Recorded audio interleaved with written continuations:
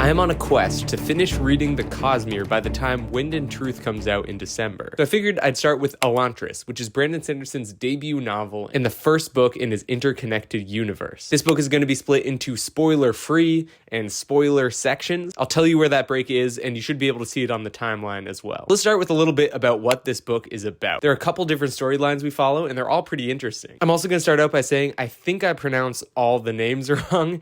All of the words have pronunciations that aren't super intuitive, and I pronounce them one way in my head while reading this. I could be wrong. The story begins with Prince Raoden waking up after having fallen ill with this sort of like magical disease called the Shroud. Shroud?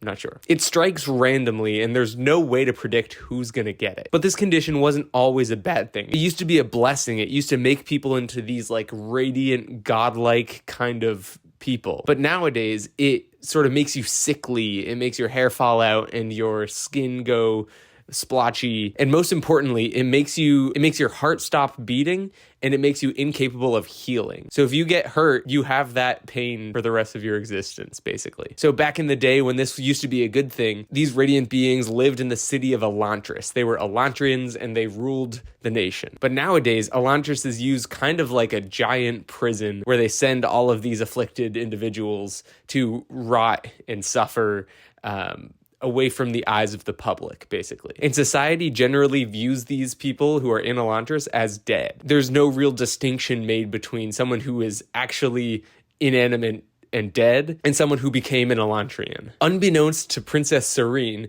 she's married to a dead man upon arriving in the country of Erelon. That would be Prince Raoden. She's supposed to marry him, and there's a clause in their wedding contract that if one of them dies, the marriage happens anyway, automatically.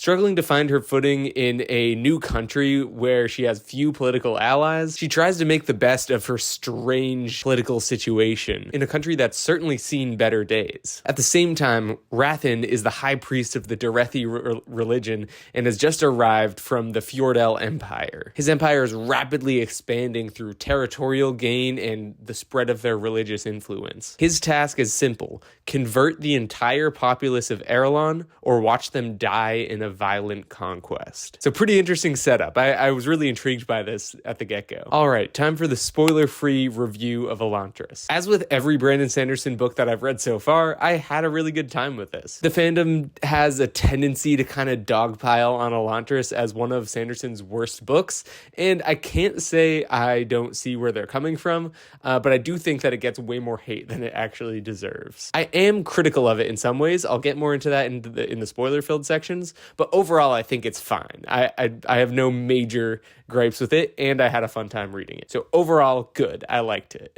Quality-wise, it's definitely not his best. I can certainly tell that this is his first published novel, but was it bad? By most measures, no. Kept me interested. The characters were fairly fun to follow. The stakes were high, and I really liked the concept. So who this book is right for? This book is right for you if you love political intrigue, because boy, there is a lot of it. From court politics and theological debate and rhetorical clashing, this book really puts an emphasis on the meeting of minds throughout it. Sanderson does a great job of exploring what happens when highly intelligent, extremely capable people pit their minds against one another, and what happens when those people work together. This book is right for you if you love the concept of lost magic, like a magic that was once great that's no longer around, and where did it go? This book takes place in a world where the mysteries of magic are just a rumor from the past, where they had seen greatness fall, and we see the rise of small-minded squabbling in its place. It's an ongoing theme that's baked into the setting of the story. If those two things sound appealing to you, then I think this book will be right for you whether you've read Sanderson before or not. He recommends it as a good starting point for his work. I personally think there are other better starting points, but it certainly does the trick, and you can totally start with this one if you want to. My advice with the Cosmere is usually this: start at the place that's most exciting to you, because that's,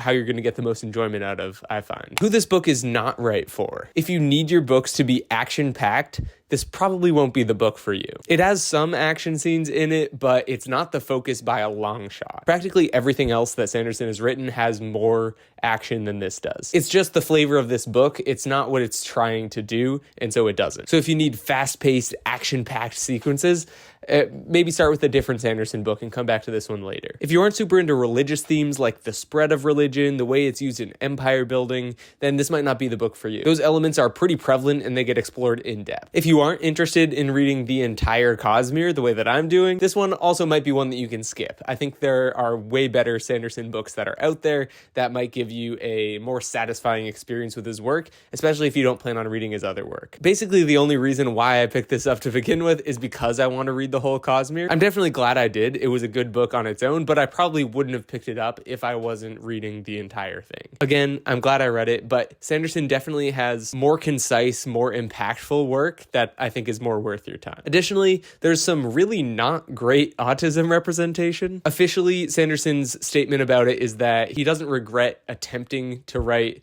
neurodivergent characters, but this was definitely a poor first attempt at it, and he acknowledges now that it was a pretty stereotyped depiction. That doesn't exactly make it better. So, I hope all of this helps you make a decision about whether or not you want to read Elantris. It's by no means a bad book, but it definitely does pale in comparison to some of Sanderson's other work. Now it's time for the spoiler section. If you don't want spoilers, click away from the video now. Thank you for watching. I have a lot to say about this book. It kept me entertained, it kept me interested, but there were a lot of things that I found weird and distasteful about it. So let's start with the things that I liked. We see Sanderson learning in action, and to me, that's really cool. I love to see the early work of my favorite authors, so I can see sort of where they came from, where the origins are, versus where they are now. The conflicts presented in the story were really interesting. I liked seeing how those panned out. Rathin is a super complex character that I had a lot of fun following. He's caught between the oppressive force of his empire and religion, as well as his personal struggle with his own faith. Seeing him grapple with that was one of my favorite parts of the book. The way that we rationalize the things we believe in is super interesting, whether it's religious or not. I also enjoyed Serene's storyline quite a bit. It was fun seeing her work the nobility and plan things behind the scenes. I think that's where she shined the most in my eyes. I think some of the character choices that Sanderson made for her were kind of cringy. It felt like in his earnest attempt to make her not like other girls, he accidentally made her completely not like other girls. It wasn't book ruining or anything, but he definitely thought he was doing something impressive. He wasn't. I also wish we got to see more from the ladies who were learning fencing. They got one moment at the end of the book where they got to use some of what they learned, but it didn't actually end up impacting the plot very much. I wish they got a more epic fight scene where they actually got to use their sword fighting capabilities. But I did like seeing them training. That was kind of a fun element that I didn't see coming. Okay, the things that I didn't like so much about Elantris. I didn't like that it took so long for the magic to come around. I think it was around page 100 that we first see Galadon draw an Aeon in the air. And then it's 500 or more pages of a studying montage while Raoden is trying to figure it out. And even then it is completely nerfed until the climax of the book. It's yes, I get that was the mystery he was unraveling, but it was super unsatisfying to have 10% of the book even have magic in it. That probably made it the most disappointing Sanderson book I've read in terms of magic so far.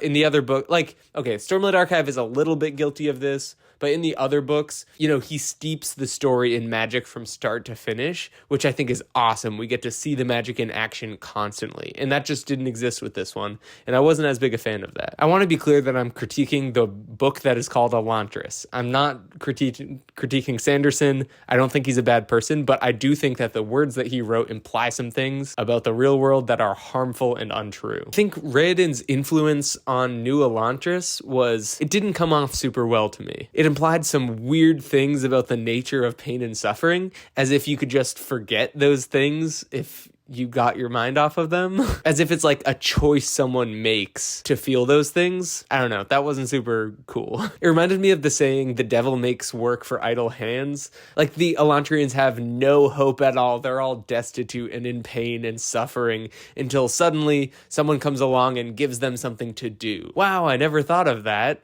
they all said, ceasing to feel their pain. I don't know.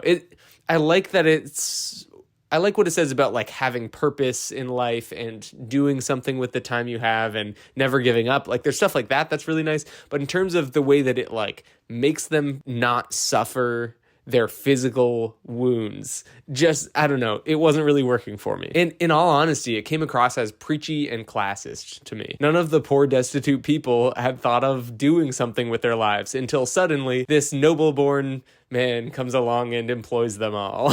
It was like the solution felt way too simple for the situation, and it worked way too well. In the same vein as that, it reeks of like the cleanliness is godliness sort of paradigm, which is a concept that has been used to justify so many atrocities in the name of religion. Think like white exploitation of African colonies. Think boarding schools for indigenous people where they are cleansed of their culture. Cleanliness is godliness attempts to frame imperialism and colonialism and the stripping of national and cultural identity as a means of removing the grime that is all things non-godly. And of course, the powerful get to decide what's not godly. This is, of course, incredibly racist. While Elantris doesn't overtly stray into that territory, it really reinforces the idea that anyone can be quote-unquote civilized if only you clean them up, cleanse them of whatever is making them impure. We see this as New Elantris is the one clean part of the city. That's like a whole hallmark of it, is that it's not coated in grime.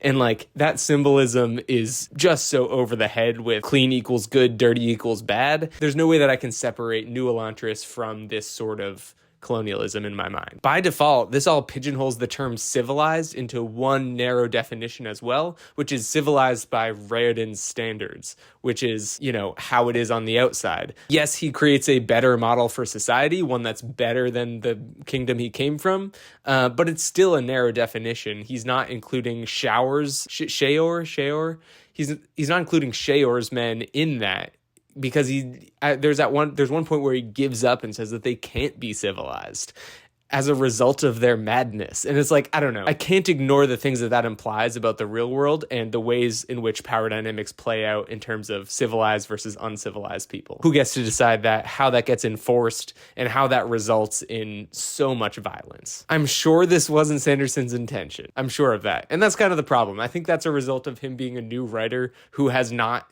yet wielded the tools that he is wielding and the ways in which his world building does impact the world around us. So I'm sure there are some people out there who are thinking, Sam, you're reading too far into this. It's just a story. It's fiction. It's fantasy.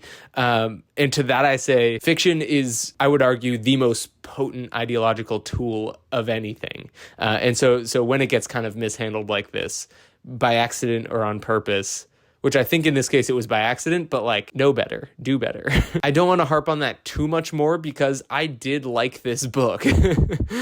Reading it was an enjoyable experience, and sort of having this food for thought, these things to think about. If there's one thing about me, it's that I love pulling things apart, putting it under a critical lens, and continuing to enjoy it. For me, this is all part of the fun. So I'm curious, what did you think about Elantris? I would love to hear down in the comments. If you believe that talking about books is just as important as reading them, make sure you subscribe to this channel because that's what I do here. Big thank you to my patrons. They make it possible to do what I do here, and they're getting some awesome bonus content. So if you'd like to support the channel a little further and get some of that bonus content, click the link down in the description. If you're looking for some short sci-fi and fantasy books to check out next, click this video right here. I've got some awesome suggestions for you. Okay, that's all. See ya.